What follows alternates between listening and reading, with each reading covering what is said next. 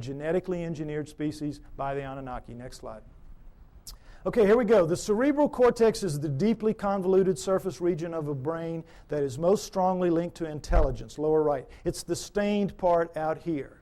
If you peel that off of the brain of a rat, it will cover a postage stamp.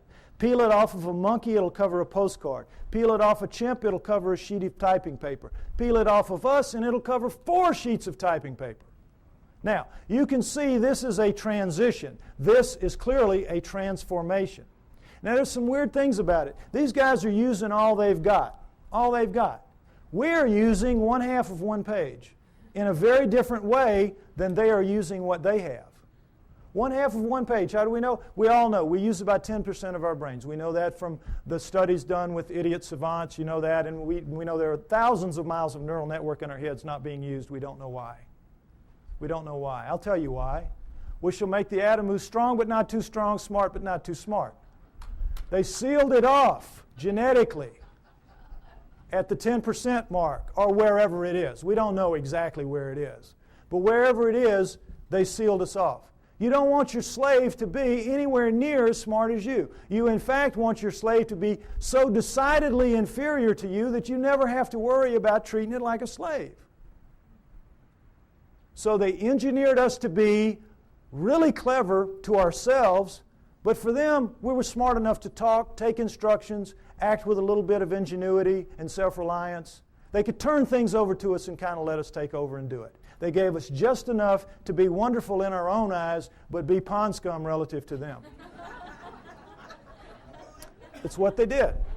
So, it's pretty clear in as much as that, and now understand with the idiot savants, for those of you that don't know the proof about this, idiot savants get some beam of light in the damage to the good 10. They get some beam of light and it will strike somewhere in the other 90%. You all saw Dustin Hoffman in Rain Man, remember? Well, they get it in math, they get it in music, they get it in sculpture, art, whatever, wherever it strikes. Now, if there's just one, we could say, well, that's a freak of nature. But we've had lots of them, lots of them. So we know that all of this is out there. It's in our heads.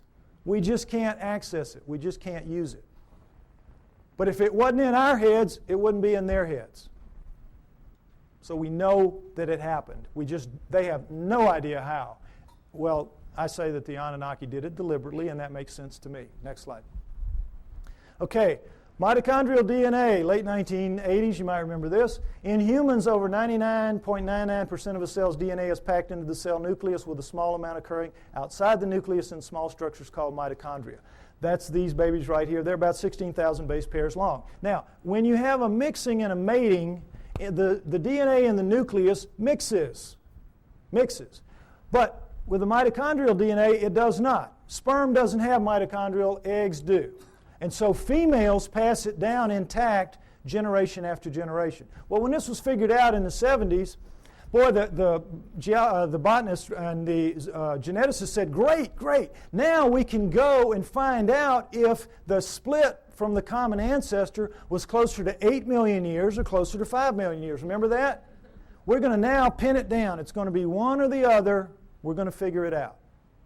So they went out and they took the mitochondrial DNA of women all around the world, every race, every creed, every culture, every country, and they brought them back to the lab and they started working on them. And when the answers came in the late 1980s, it was not 8 million years ago. It wasn't 5 million years ago. It was way the heck down to 200 to 250,000 years ago, and that's all. We don't exist genetically beyond 200 to 250,000 years. And of course, needless to say, the anthropologist said, you guys are nuts. We've got these skulls showing, these bodies showing, these prehumans showing that we go back millions of years. What's the matter with you? And the geneticist said, we couldn't have been wrong that many times. Impossible. We'll do it again. And they have. They've done it. It always comes out the same. Outside 250,000 years ago. That's it. We're brand spanking new. Brand new on this planet. Now, there's still a lot of people, there's still a lot of people that will not accept that. A lot of people that will not accept that. But it is true, and it is becoming more and more acceptable, for as outrageous as it is. Now, not only do we know when we were created, we know where. Where?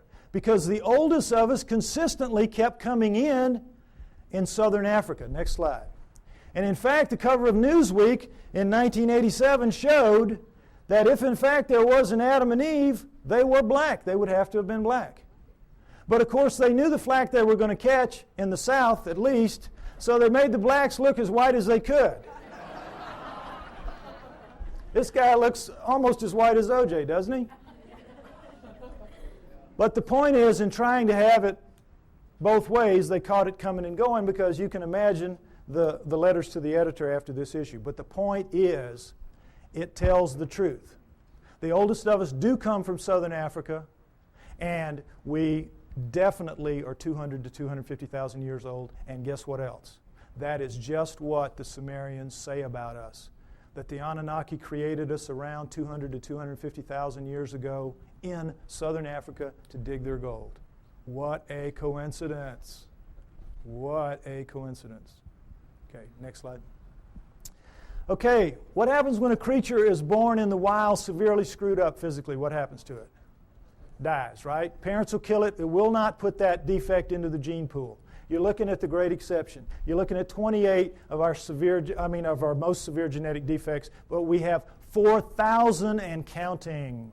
4,000 and counting. Now, we're only 200, 250,000 years old. We shouldn't have one. We've got 4,000 and counting. How did it happen? Cutting and splicing process mistakes. Cutting and splicing, oops, made a mistake. Cutting, splicing, oops, made a mistake. They don't care. They're making a slave. They're not going to fix the mistakes. What do they care if it's 1 in 100 dies from the problems? If it's 1 in 10, they don't care. They're making a mistake. They're making a slave. But they know the numbers, like we have found out the hard way. If you let the population propagate naturally, those numbers go way down for each person. Right now, as we sit here, we average about 50 of the 4,000, each of us. And we have a mating with our mate. If we share any of those 50, then each of our offspring will have a 1 in 4 chance of expressing it. That's why you'll get mongoloids in the best of families, mongoloids in the lowest of families, and all around the world. And that's what genetic defects are. In the wild, you will get 2-headed calves and 6-legged goats. That's a sperm-egg misconnect. That's not something that you see steadily on and on. A little gem like spina bifida, which is not going to let you live to adulthood, nor is it going to let you reproduce if you do. What's that doing in a gene pool? It was all put there, folks. Put there. No question. Next slide. Okay, here we go, the chromosome match. It's kind of hard to see, comparison rather. Humans, chimpanzees, gorillas, and orangutans right here. And you see how similar they are. And as we know that between humans and chimpanzees, there's 99% similarity in the DNA and 98% with gorillas. And it's like, oh, well, then that we're just kissing cousins. That's as close as you can be. We're almost the same thing. Well, not really, because we're talking about a 3 billion base pair genome. 1%, that's 30 million base pairs. That's a couple thousand strands of DNA. If you know what you're doing, that's a lot of change. But also understand that all higher animals, and never say this, share 50% and up. Squirrel, 50% and up. You see, so it isn't quite as astounding as it seems. But what we're looking at here is the Anunnaki have got themselves a real problem. And that problem is this. They come to Earth and they decide they're going to make the slave. They decide we're going to use this creature of Earth, let's say it was an Alma. They test the blood, and what do they find? First thing, big problem, 48 chromosomes. All primates have 48 chromosomes. But they, the Anunnaki, have only 46 chromosomes. How do we know that? Because we have 46 chromosomes. We descend from primates, and yet somehow we lose 2 whole chromosomes. That's an awful lot of DNA. And somehow we're so much better than them. Well, they have 68 or something like that relative to them. But we don't. We have 46. So we know this was the result of the genetic engineering, and they had a problem, the Anunnaki did. What could they do? They had to, how it works. There's 24 in sperm and egg, 23 sperm and egg. So you got to get the sperm and the egg to match up, one or the other, 23 or 24. Can you take out a chromosome from the creature of Earth, the 24, and still have a creature of Earth? No. Can you add a chromosome to yourself and still have an Anunnaki? Go up to 24 from 23? No. You got a real problem. It's an insoluble problem. And you need that because you got to get the first hybrid to get in the game of the genetic engineering. You got to get something alive that is a blending of you two to begin to work on it. So what can you do? How can you solve that problem? There's only one way, and boy is it smart. You go in and you look and you compare the chromosomes and you find two that can be fused and will take up one space but maintain the integrity of all the chromosomal material. You find a spot where you can fuse two to make one, and now you've got all the material but taken up one place, and now you're ready to rock and roll. You with me? All right, let's look at the number 2 chromosome close up. They just went to the second one. They just looked down the row and they said, okay, this will work.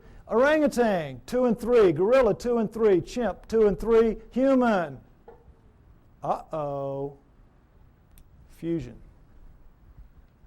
How long do you think it would take Mother Nature to do this?